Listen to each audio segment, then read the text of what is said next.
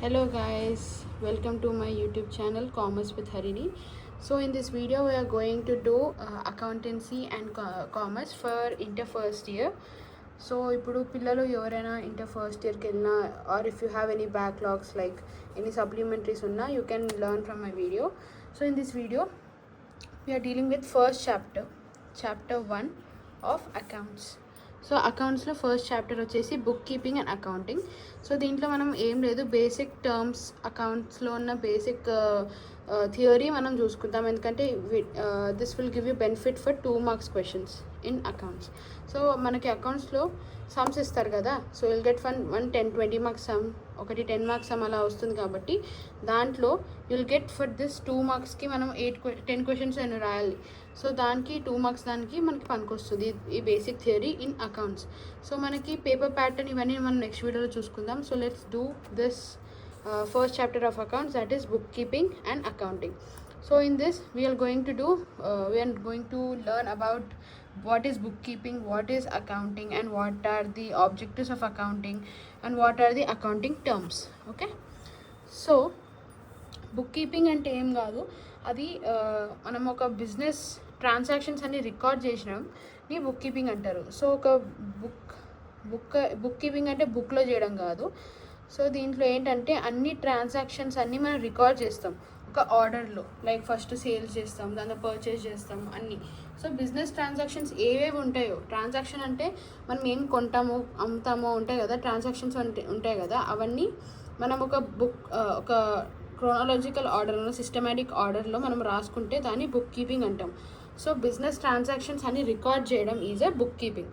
So it's a process of recording the business transaction in a systematic manner. దాని తర్వాత వచ్చేసింది accounting. So accounting అంటే అది process of identifying, recording, classifying, summarising, analysing and interpreting the financial statements. So accounting అంటే ఏం కాదు, దాన్ని language of business కూడా అంటారు. So they can ask you question like what is language of business అంటే మనం అకౌంట్స్ గురించే రాయాలి. So basically accounts is known as language of business. So దీంట్లో మనం ఒక ట్రాన్సాక్షన్ని ఐడెంటిఫై చేస్తాం, అంటే ఇది సేల్స్, ఇది పర్చేజ్ అనే దాన్ని ఐడెంటిఫై చేస్తాం. రికార్డింగ్ అంటే అది సేల్స్ కిందకి రికార్డ్ చేస్తామా, పర్చేస్ కింద రికార్డ్ చేస్తామా, లేకపోతే అది డెటార్స్దా, లేకపోతే సప్లయర్స్కి కొన్నది అమౌంటా, లేకపోతే మనం ఏమైనా క్రెడిట్ పర్చేస్ చేసినామా, క్యాష్ పర్చేస్ చేసినామా, సేల్స్ చేసినామా, ఇవన్నీ మనం రికార్డ్ చేస్తాం అనమాట. సో క్యాష్ పర్చేస్ అయితే క్యాష్ కాలం వేయడము, బ్యాంక్ పర్చేస్ చెక్తోనైతే బ్యాంక్ కాలం వేయడం, అలాంటివన్నీ మనం రికార్డింగ్ చేస్తాం.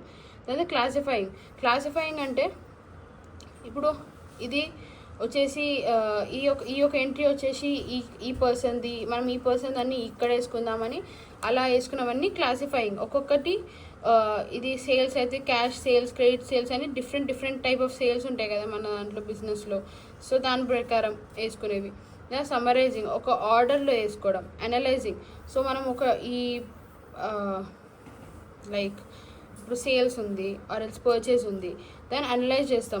మనం ఇంత 2000 కట్టినాం, 2000కి మనం ఒక గూడ్స్ అమ్మినాం, వాళ్ళకి మనం 10% డిస్కౌంట్ ఇచ్చినాం, 10% డిస్కౌంట్ ఇస్తే 200 డిస్కౌంట్ ఇచ్చినాం. సో 2000 - 200 1800 వాళ్ళు పేమెంట్ చేసినారు.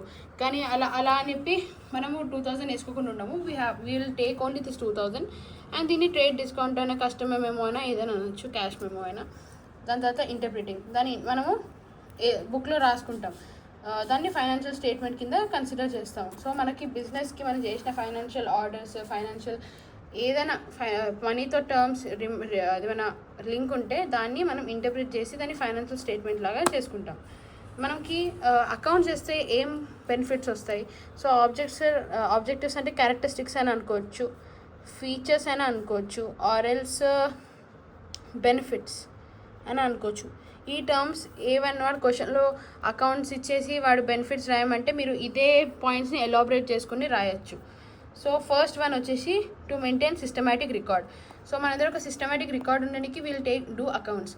సో ఇప్పుడు ఒక బిజినెస్ ఉంది, మనం ఒక బేకరీ నడుపుతున్నాం. బేకరీ నడిపినప్పుడు మనకి కావాల్సినవి ఇంగ్రీడియంట్స్ కోసం మనము స్టాఫ్కి శాలరీస్ ఇస్తాము, మన బేకరీ ఐటమ్స్కి ఏం చేస్తాం, బన్స్కి మైదా పిండి ఇలాంటివన్నీ కొంటాం కదా.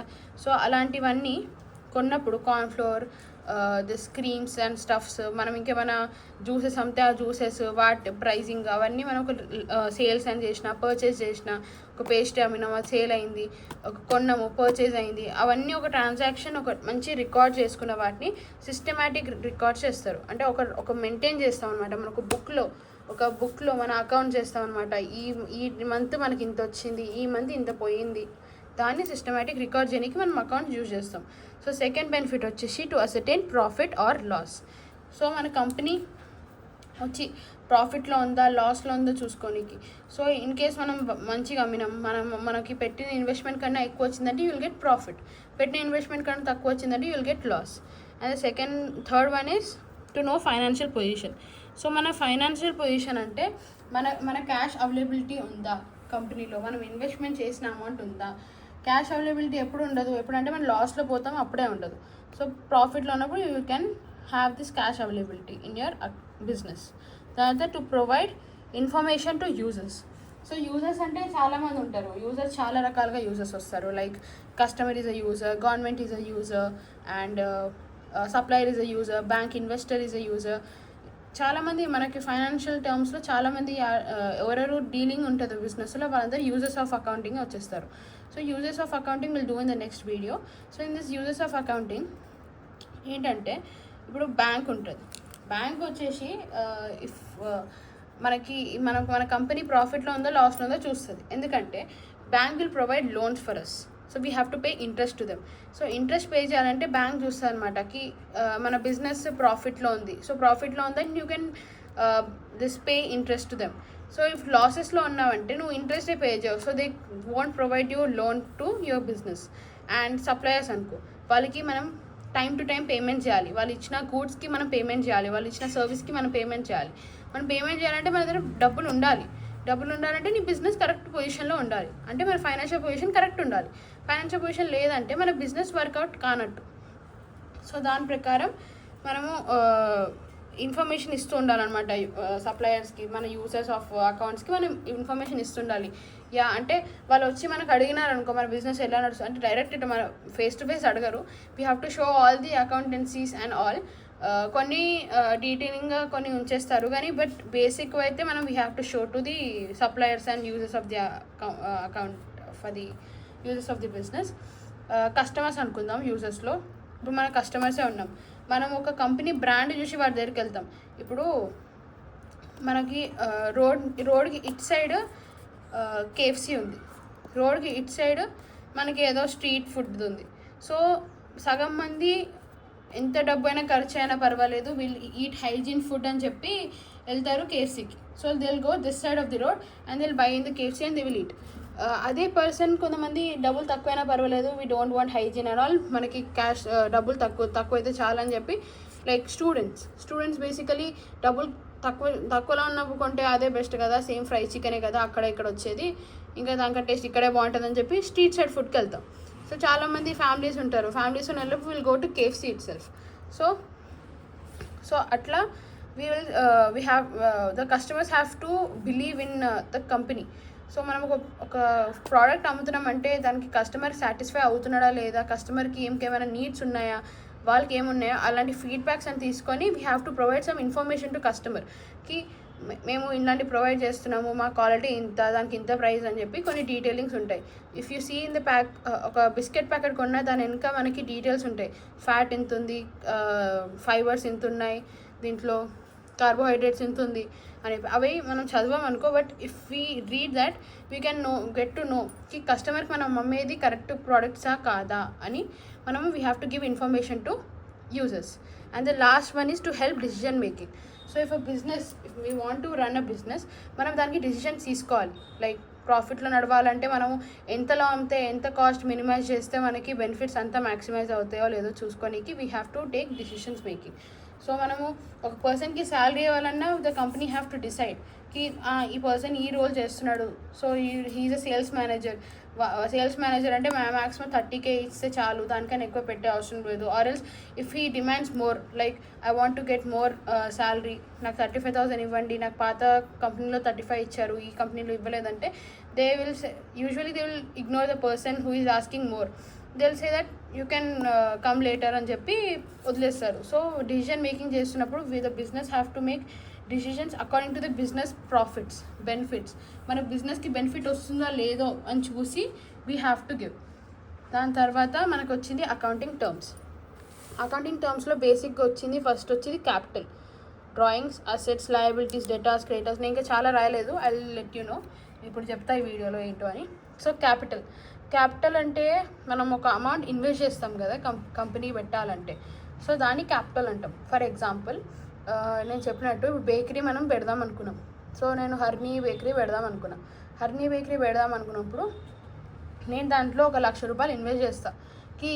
నాకు ₹1,00,000 ఇన్వెస్ట్ అంటే దాంట్లో నేను ఈ కంపెనీకి సంబంధించిన ప్రోడక్ట్స్, రెంట్ ఇవన్నీ కట్టడానికి ఒక అమౌంట్ ఇన్వెస్ట్ చేస్తాను. అది ₹1,00,000 ఇన్వెస్ట్ చేసి I start a business. So దాన్ని మనం అనేది క్యాపిటల్.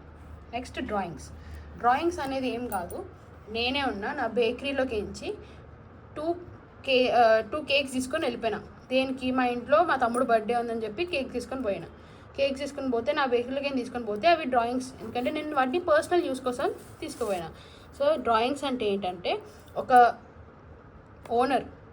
షేర్ హోల్డర్ వచ్చేసి వాళ్ళ పర్సనల్ యూస్ కోసం తీసుకుపోతే it's called drawings, personal use కోసం. ఓకే, నువ్వు అది బిజినెస్ కోసం యూజ్ చేసినావు అంటే అది it's not a problem. But ఇది పర్సనల్ యూస్ కోసం, నువ్వు నీ బేకరీలోకి ఏంచి నువ్వు ఒక ఫుడ్ తీసుకొని నీ తమ్ముడు కోసం తీసుకెళ్తున్నావు అంటే you not paying anything, but you're just taking of. So దానికోసం దాన్ని డ్రాయింగ్స్ అంటారు. నెక్స్ట్ అసెట్స్ అంటే మన దగ్గర ప్రోడక్ట్ ఏవి మనము యూజ్ చేస్తున్నాం, ఏది బిజినెస్ ఓన్ చేస్తుందో అవన్నీ అసెట్స్ అవుతాయి.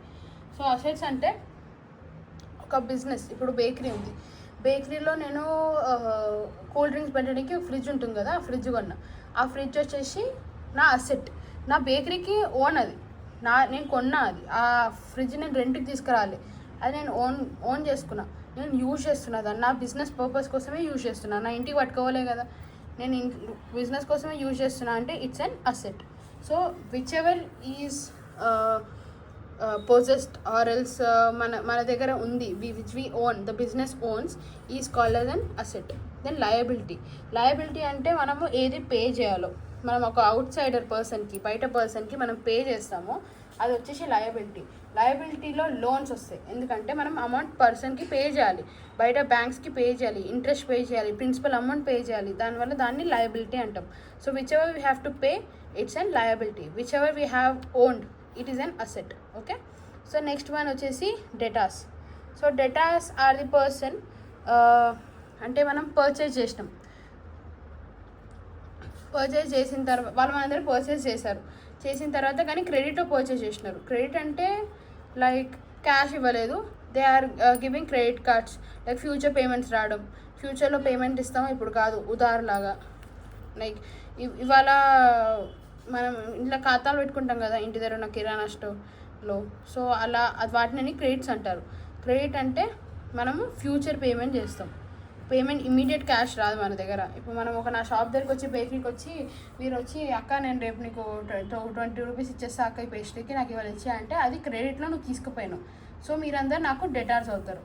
సో క్రెడిటర్స్ అంటే ఎవరికి మనము సేల్ చేయము, అంటే వాళ్ళు సేల్ చేస్తారు, మనం వాళ్ళకి పేమెంట్ తర్వాత ఇస్తామని చెప్తాం. ఇప్పుడు బేకరీలో నాకు ఈ కార్న్ఫ్లోర్, ఈ ఆల్ పర్పస్ ఫ్లవర్స్ ఇవన్నీ కావాలి, నాకు బేకరీ ఐటమ్స్కి క్రీమ్స్, ఈ ఫ్రెష్ క్రీమ్స్ ఇవన్నీ కావాలి, వాటికి నేను రేపు ఇస్తా అన్న పైసలు, రేపు కాదు ఒక 3 months తర్వాత ఇస్తా, నాకు ఈ ప్రోడక్ట్స్ నాకు ఇచ్చేయని అంట. అయితే నాకు ప్రోడక్ట్స్ నాకు ఇస్తాడు, సో క్రెడిట్లో నేను ఆడికి అమౌంట్ ఇస్తాను, ఫ్యూచర్లో ఇస్తాను నేను పేమెంట్, ఆడికి ఇప్పుడు ఇవ్వను నేను పేమెంట్. ప్రోడక్ట్స్ అయితే నా దగ్గర ఉంటాయి, నేను యూజ్ కూడా చేస్తాను, కానీ నేను అమౌంట్ ఇవ్వాలి. సో వాళ్ళని క్రెడిటర్స్ అంటారు. గూడ్స్ వచ్చేసి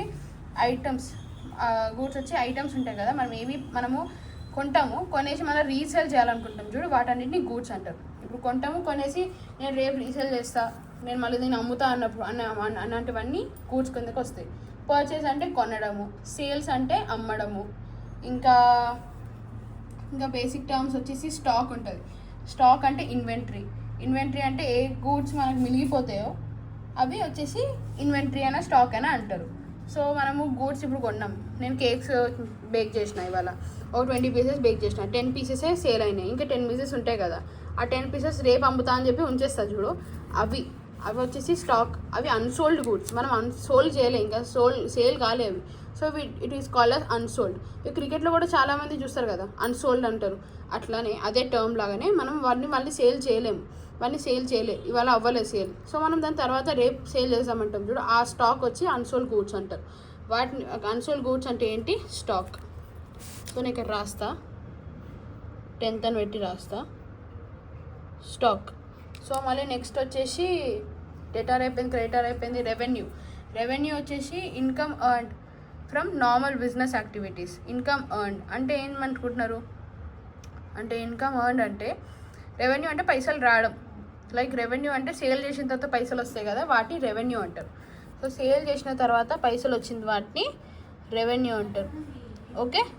సో నెక్స్ట్ వచ్చేసి 12th అయిపోయింది, 11th అయిపోయింది.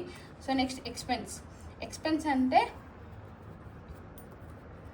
ఇప్పుడు మనం ఎక్స్పెన్స్ నేర్చుకుందాం. ఎక్స్పెన్స్ అంటే మనం ఈ రెవెన్యూ కలెక్ట్ చేసుకోనికి, మనకి ఇప్పుడు సేల్ చేసినప్పుడు మనం ట్రాన్స్పోర్ట్ చేస్తాము. ఇప్పుడు ఆ గూడ్స్ని పంపించాలి. నేను ఆ బేకరీ ఐటమ్స్ని నేను స్విగ్గీలో పెట్టిన నా బేకరీ ఫుడ్ని. సో వాళ్ళు కొంటారు, కొన్న తర్వాత నేను ఆ పార్సల్ చేసేసి పంపిస్తాను. సో ప్యాకేజింగ్, ట్రాన్స్పోర్టేషన్, వీటన్నీ వచ్చేసి ఎక్స్పెన్స్ అవుతాయి మనకి. సో ఈ రెవెన్యూ కలెక్ట్ చేసుకోనికి మనకి ఏమేమి ఇన్కర్ అయినాయో, ఏమేమి పైసలు కట్టినామో అవన్నీ వచ్చేసి ఎక్స్పెన్స్ అవుతాయి. దాని తర్వాత ఇన్కమ్ వచ్చేసి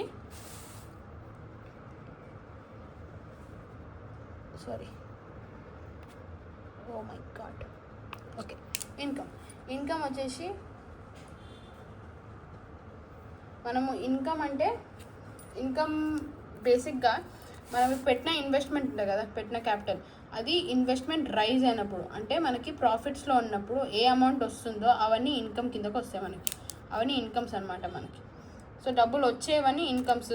రెవెన్యూ అన్న ఇన్కమ్ టైపే, కానీ ఇట్స్ నాట్ ఇన్కమ్. రెవెన్యూ అంటే డబ్బులు రావడం. ఈ ఇన్కమ్ ఏది ఎర్న్ చేసుకుంటామో దాన్ని రెవెన్యూస్ అంటారు. దాని తర్వాత ప్రాఫిట్ అంటే మనం ఇన్కమ్ ఉంటుందా, ఇన్కమ్ ఎక్కువ ఉంటుంది, ఎక్స్పెన్సెస్ తక్కువ ఉంటాయి. సో మనకి ఇన్కమ్ ఏదో ఉంది చూడు, మనకు వస్తుంది చూడు, ఆ అమౌంట్ ఎక్కువ ఉంటుంది. సో బేసిక్గా ప్రాఫిట్ ఎప్పుడు వస్తుంది అంటే మనకి మన ఇన్కమ్స్ ఎక్కువ ఉంటే ఎక్స్పెన్సెస్ తక్కువ ఉంటాయి. అంటే రావడం ఎక్కువ, కట్టడం తక్కువ. ఇది మనం ఎక్స్పెన్స్ అనేది కడతాం కదా, ఈ కట్టడం తక్కువ ఉంటాయి. ఇప్పుడు నువ్వే ఉన్నావు, ఒక షాప్కి పోయి కొనాలనుకున్నప్పుడు నువ్వు ఎక్కువ ఖర్చు పెట్టినావు అంటే నీ దగ్గర డబ్బులు ఉన్నవనే పోతాయి కదా, అంటే నువ్వు లాస్లో పోతున్నట్టే కదా, నీ డబ్బులు అని తక్కువ అయిపోతాయి. అదేదో నువ్వు నీకు రావడం ఎక్కువ, నేను రాఖీ కట్టినప్పుడు మనకి డబ్బులు వస్తాయి. నేను డబ్బులు వస్తున్నప్పుడు నాకు అక్కడ నేను మా తమ్ముడికి రాఖీ కట్టినా అనుకో, దాంట్లో నాకు అందరూ 500 ఇచ్చిన అనుకో, నలుగురు కలిసి 500 ఇస్తే నాకు వచ్చేది 2000 నాకు వస్తుంది. దాంట్లో నేను 500 రూపాయలు ఖర్చు పెట్టి నేను రాఖీలు కొన్నప్పుడు నాకు అక్కడ ఏంది, నాకు ప్రాఫిట్ అవుతుంది. ఎందుకంటే నాకు డబ్బులు రావడం ఎక్కువ ఉంది, ఖర్చు పెట్టడం తక్కువ ఉంది. సో నేను ప్రాఫిట్లో ఉంటాను అనమాట. ఓకే. లాస్ అంటే ఏంది, బేసిక్గా ఇప్పుడు నేను కట్టడం, నేను ఇచ్చుడు ఎక్కువ, మరి వచ్చేది తక్కువ అంటే తక్కువ. ఇప్పుడు నాకు అందరు తమ్ముడు కలిసి 200 ఇచ్చినారు, అందరు కలిసి 800 ఇచ్చినారు, నాకు 800 అయింది నా దగ్గర. కానీ నేను ఖర్చు పెట్టిన 500, నాకు అక్కడ ప్రాఫిట్ ఏం లేదు కదా, నాకు 300 తేడానే అయింది. ఓకేనా. నేను రాఖీలు ఫుల్ ఖర్చు పెట్టి కొన్నా, ఇప్పుడు నాకు ఒక తమ్ముడు 200 ఇచ్చినాడు, నేను దాంట్లో 150 రూపీస్ నేను మా తమ్ముడికి పెట్టినా, లేదా 200 పెట్టేసిన అనుకో, నాకు ఆడ వచ్చేది లేదు, పోవడలేడు. సో దానివల్ల నాకు అది లాస్ కిందకి will denote it has a loss. దాని తర్వాత మనకి ఇవే ఉన్నాయి, ఇంకా బేసిక్గా ఏమి ఉండదు. ఇంకా మిగతావి ఏమైనా అకౌంటింగ్ టర్మ్స్ ఏమైనా ఉంటే I explain you, but this is are the basic accounting terms. దీని తప్ప ఇంకే ఈ అకౌంటింగ్ చాప్టర్లో ఇంకే అకౌంటింగ్ టర్మ్స్ ఉండవు. So these are the accounting terms in chapter number 1 of bookkeeping and accounting. So this is all we have in bookkeeping and accounting. So if you want any topic, new topic, if you have anything, please comment me in the comment section. And మీకు ఈ topic అర్థం కాకపోతే please rewind the video and see again. లేదు అక్క నాకు ఇలా కూడా అర్థం కాలేదు అంటే you just text me in this comment section, I let you know what to do. I'll do another video in simple words. ఇది కూడా చాలా సింపుల్గానే నేను ఈజీగా ఎగ్జాంపుల్ చెప్పిన. లేదు ఇంకా అర్థం కాలేదంటే let me know, so I'll do another video. So this is all we have in bookkeeping and accounting of chapter 1 for inter first year. Thank you. Please like and share and subscribe the video. If you are having any other friends, మీరు వాళ్ళని share చేయండి, వాళ్ళు కూడా తెలుస్తుంది. So thank you.